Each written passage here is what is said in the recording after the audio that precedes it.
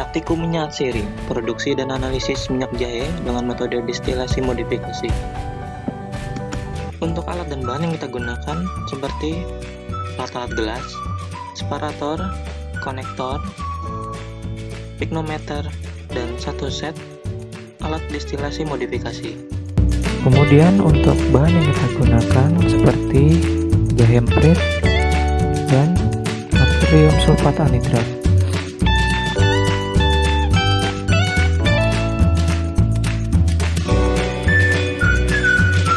Jahe emprit atau Zingiber officinal sudah tak asing bagi kita, baik sebagai bumbu dapur maupun obat-obatan. Begitu akrabnya, sehingga tiap daerah di Indonesia mempunyai sebutan sendiri-sendiri bagi jahe emprit. Nama-nama daerah bagi jahe emprit tersebut antara lain Halia dari Aceh, Bahing dari Batakaro, Sipade atau Sipode dari Sumatera Barat, Jahi dari Lampung, Jahe dari Jawa, jahe emprit dari Sunda, Jai dari Madura, PC dari Bugis, dan Lali dari Irian. Jahe memiliki morfologi bentuk sebagai herba, tegak, tinggi, yang memiliki ketinggian sekitar 30-60 cm. Memiliki batang semu, beralur, berwarna hijau, daun tunggal, berwarna hijau tua. Helai daun berbentuk lancet, tepi rata, ujung runcing, dan pangkalnya tumpul. Panjang daun sekitar kurang lebih 20-40 cm dan lebarnya sekitar 2-4 cm. Kita akan menggunakan bahan jahe banyak 3 kg, di mana jahe tersebut terlebih dahulu kita bersihkan dengan air yang mengalir.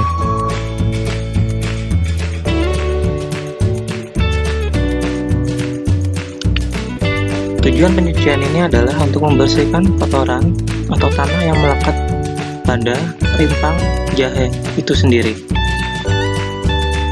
Karena kotoran tersebut akan mengganggu dalam proses penggilingan maupun proses destilasi, serta mempengaruhi hasil rendaman yang dihasilkan.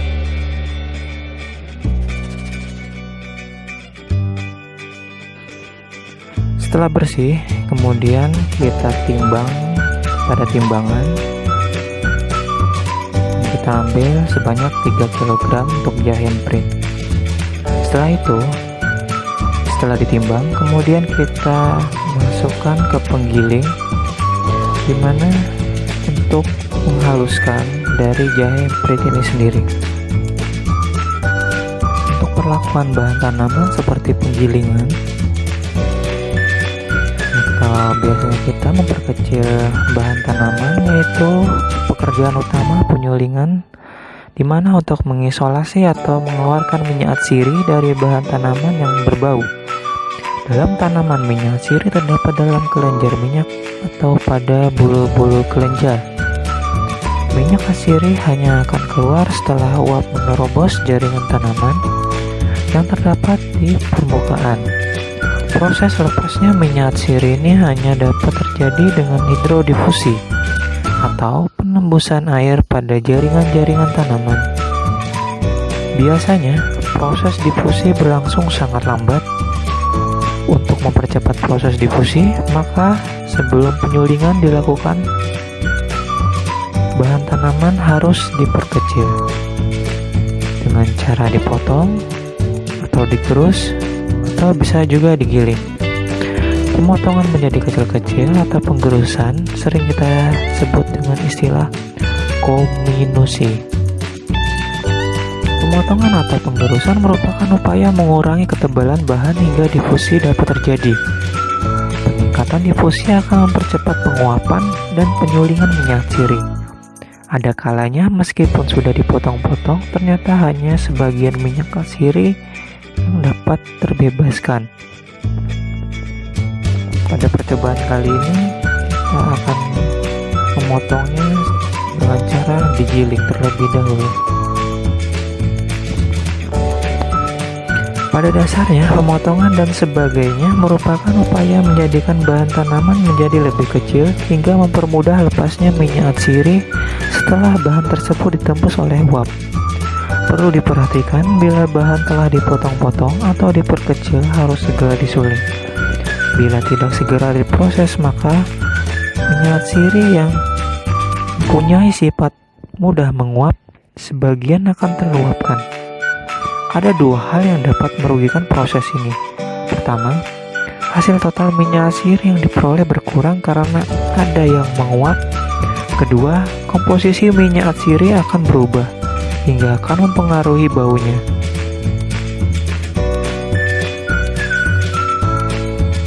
Perlu diketahui bahwa satu jenis minyak atsiri terdiri atas jumlah komponen. Bahkan ada yang berjumlah 20-30 komponen. Di antaranya, ada yang mudah menguap pada suhu kamar pada saat diproses.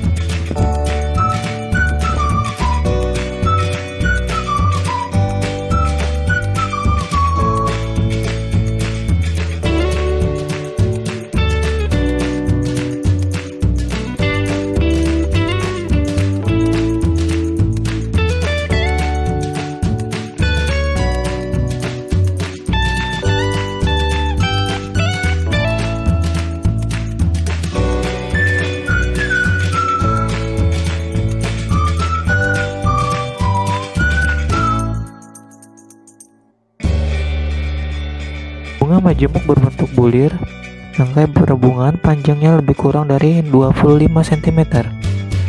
Berwarna hijau merah, kelopak berbentuk tabung dan bergerigi 3. Mahkota bunga berbentuk corong panjangnya 2-2,5 cm. Berwarna ungu. Buah kotak berbentuk bulat sampai bulat panjang, berwarna coklat, biji bulat berwarna hitam, akar serabut berwarna putih kotor. Rimpangnya bercabang-cabang, tebal, dan agak melebar, tidak silindris, berwarna kuning pucat. Bagian dalam rimpang berserat agak kasar, berwarna kuning muda dengan ujung merah muda. Rimpang berbau khas dan rasa pedas menyegarkan.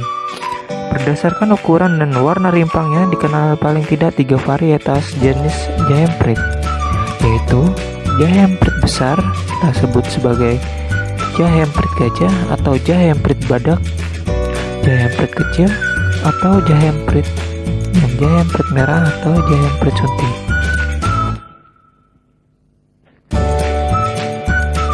Untuk air yang digunakan kurang lebih 10 liter di dalam proses penyulingan dengan menggunakan destilasi modifikasi.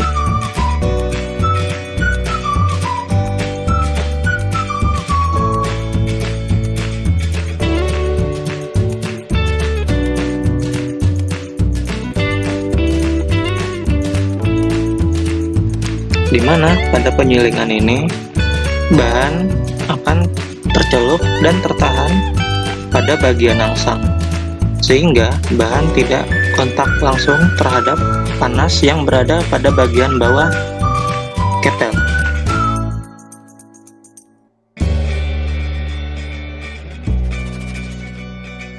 Di mana pada metode destilasi ini angsang akan tercelup oleh air yang ditambahkan ke dalam ketel.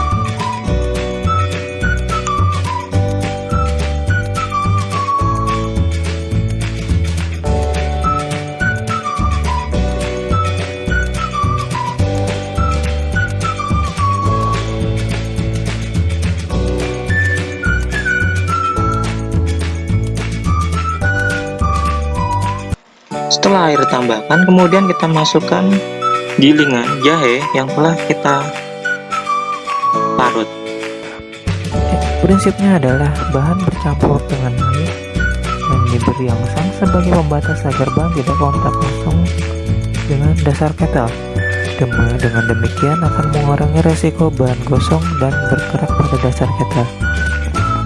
Kemudian pada penyulingan modifikasi ini, sebagian bahan akan tercelup dan sebagian bahan lagi akan terendam oleh ketel,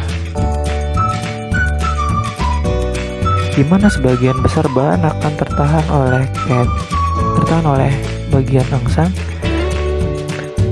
yang memisahkan antara dasar dari ketel terhadap bahan yang kita gunakan, agar tujuannya untuk mengurangi resiko bahan gosong dan berkarat pada dasar ketel. Di mana penyulingan modifikasi ini spesifikasinya yaitu bahan dan air kontak langsung, pendapat angsang, kemudian cocok untuk bahan serbuk, kemudian suhu yang digunakan sedang, lebih stabil, dan aroma minyak yang dihasilkan sedang sampai kuat.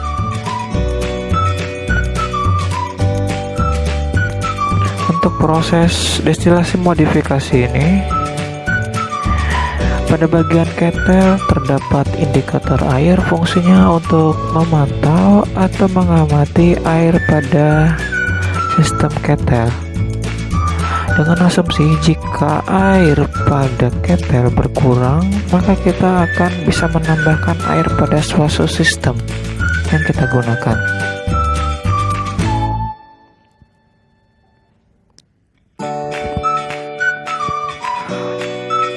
Pada proses penyulingan modifikasi ini, kita menggunakan air sebanyak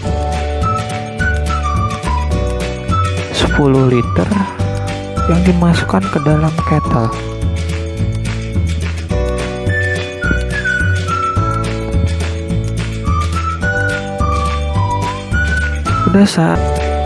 Pada proses destilasi ini, kita melakukan proses ini selama kurang lebih 2 jam, di mana pada saat proses destilasi ini terjadi, dalam merangkai alat destilasi modifikasi ini, terlebih dahulu pada bagian ujung konektor lurus kita berikan vaselin, bertujuan untuk mempermudah pemasangan dan pelepasan ketika dihubungkan dengan bagian ketel maupun bagian konektor lain.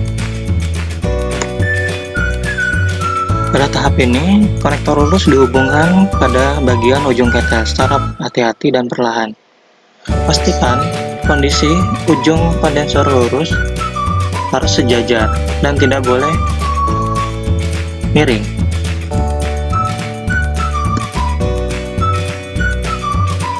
Setelah pada bagian konektor lurus telah dipasang dan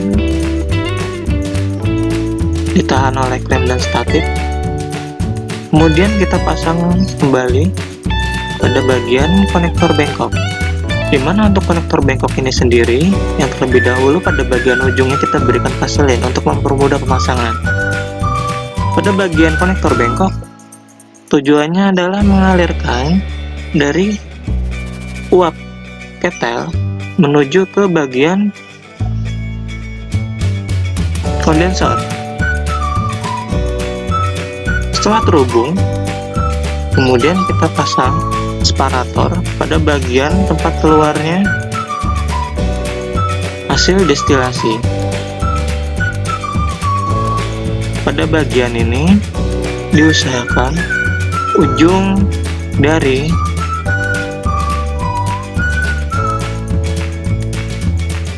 separator menyentuh pada bagian ujung kondensor.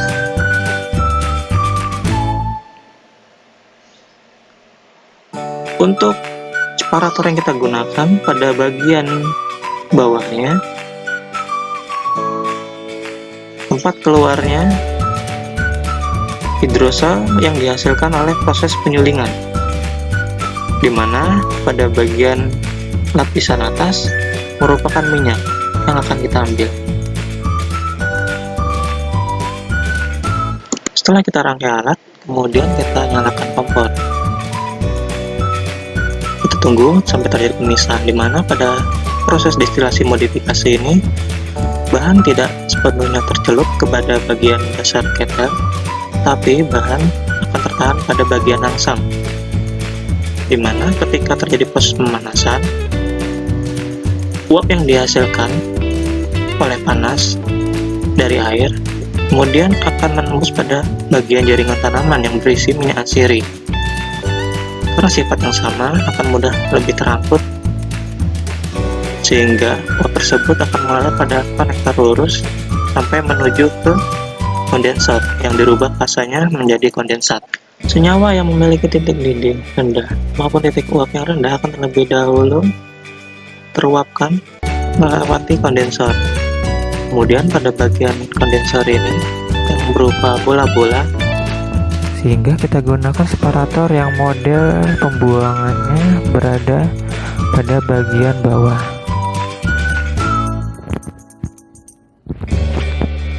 Setelah 2 jam proses penyulingan, kemudian kita lakukan pemisahan antara minyak terhadap hidrosol, di mana hidrosol yang kita peroleh akan kita tampung di tempat yang lain. Kemudian untuk minyak jahe yang kita peroleh akan kita tampung pada gelas beker. Selanjutnya akan kita proses ke tahap berikutnya. Minyak jahe memiliki beberapa kandungan senyawa, diantaranya komponen senyawanya adalah ada kafena, ada beta myrcena, 1,8 sineol, L-linalol, L-borneol, neral, geraniol, citral, dan alpha kurkumin. Di mana dari keseluruhan senyawa tersebut hanya ada 3 komponen utama yang paling dominan, seperti citral, neral, dan geraniol.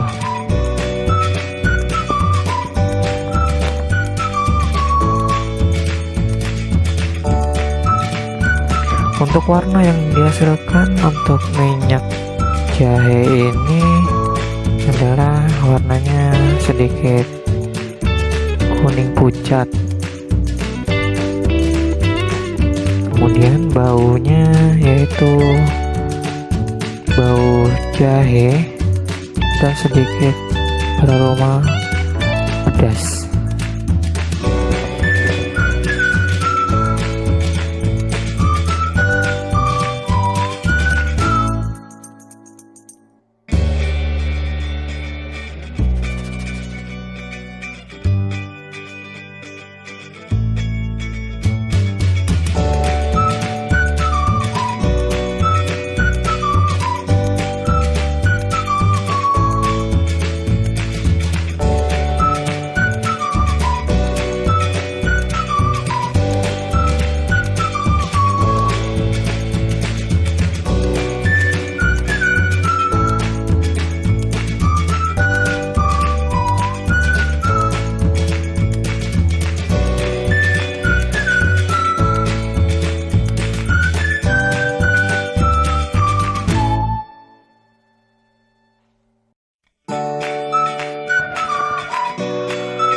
SNI yang kita gunakan di dalam minyak jahe ini yaitu SNI 06 13 12 1998, dimana untuk spesifikasinya yaitu untuk warna, untuk nilai kadarnya yaitu kuning muda sampai kuning jernih. Kemudian untuk berat jenis 0,877 sampai 0,882. Untuk indeks bias 1,468 sampai 1492. Kemudian untuk putaran optik 28 derajat minus sampai minus 45 derajat, dan untuk bilangan penyambung maksimal 20. Untuk mencari persen rendemen yang dihasilkan pada penyulingan, kita terlebih dahulu mengetahui massa jenis dari minyak jahe yang dihasilkan. Setelah minyak diperoleh, kemudian ditampung ke dalam gelas beker. Setelah itu tahap berikutnya yaitu kita menambahkan natrium sulfat anhidrat. Tujuan dari penambahan natrium sulfat anhidrat ini adalah untuk mengikat sisa air pada minyak jahe yang kita suling. Kenapa air harus dihilangkan? Karena akan mempengaruhi hasil dari uji yang akan kita lakukan, yaitu uji fisik pada minyak jahe.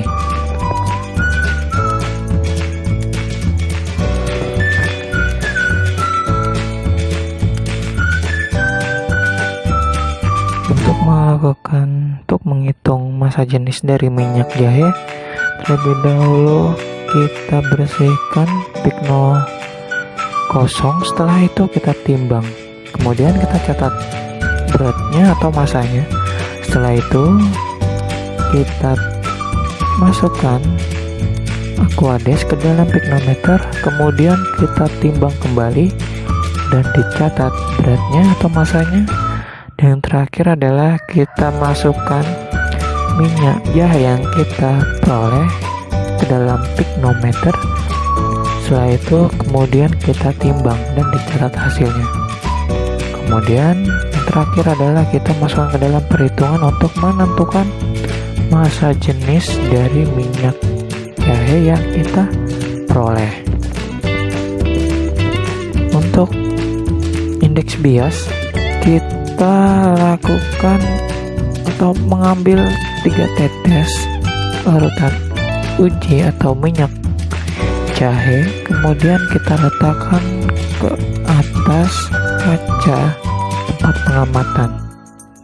Setelah itu kemudian kita atur posisi untuk cahaya yang masuk seperti pada tayangan berikut ini. Minyak jahe emprit yang dihasilkan dari seluruhnya memiliki bau khas jahe emprit yang dihasilkan oleh alpha zingerberrin, alpha curcumin, dan beta sesquipedalian. Selain itu juga aroma seperti lemon yang cukup kuat tercium karena ada aroma sitral yang cukup tinggi pada komponen senyawa minyak jahe.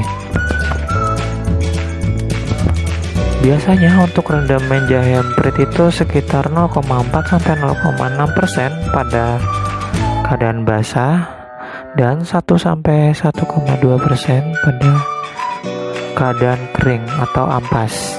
Setelah sampel kita masukkan, kemudian kita atur posisi cahaya yang masuk dan keluar. Usahakan pada bagian bawah merupakan sisi gelap dan bagian atas merupakan sisi terang, di mana dari keduanya tersebut berada pada posisi persilangan di antara pertengahan. Setelah diperoleh pada bagian tersebut, kemudian kita bisa klik tombol set untuk melihat hasil yang kita peroleh pada refraktometer.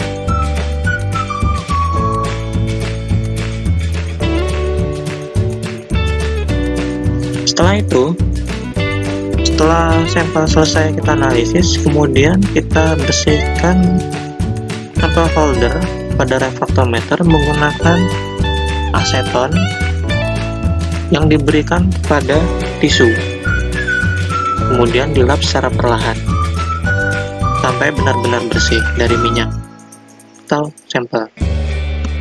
Refraktor merupakan alat yang digunakan untuk mengukur kadar atau konsentrasi bahan terlarut, misalnya gula, garam, protein, ataupun minyak. Prinsipnya adalah memanfaatkan refraksi cahaya. Kita gunakan di sini adalah menggunakan refraktometer AB.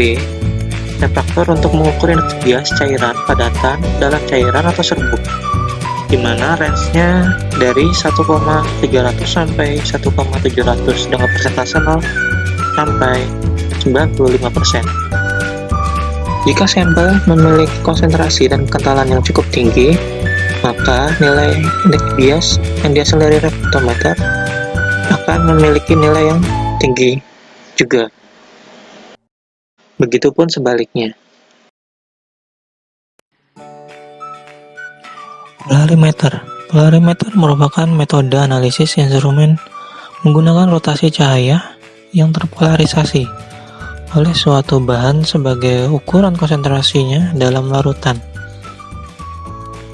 Prinsip dasarnya yaitu pengukuran daya putar optis suatu zat yang menimbulkan terjadinya putaran bidang getar sinar terpolaris, di mana terdapat bagiannya ada dua, yaitu pertama adalah dextro-rotary dengan simbol positif ke arah kanan, kemudian yang kedua yaitu levo-rotary dengan simbol negatif ke arah kiri. Polarimeter merupakan alat yang didesain untuk mempolarisasikan cahaya dan kemudian mengukur sudut rotasi bidang polarisasi cahaya oleh suatu senyawa aktif optis. Prinsip kerja polarimeter yaitu sinar yang datang dari sumber cahaya, misalnya lampu, natrium, akan dilewatkan melalui prisma terpolarisasi. Kemudian diteruskan ke sel yang berisi larutan, dan akhirnya menuju prisma terpolarisasi kedua dalam analyzer.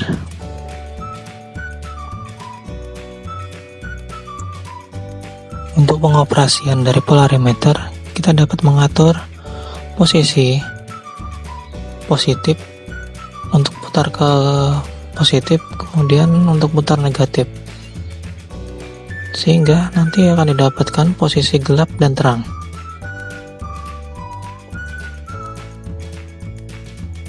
Kemudian hasil yang diperoleh akan dibandingkan dengan standar NCNI yang telah ditetapkan.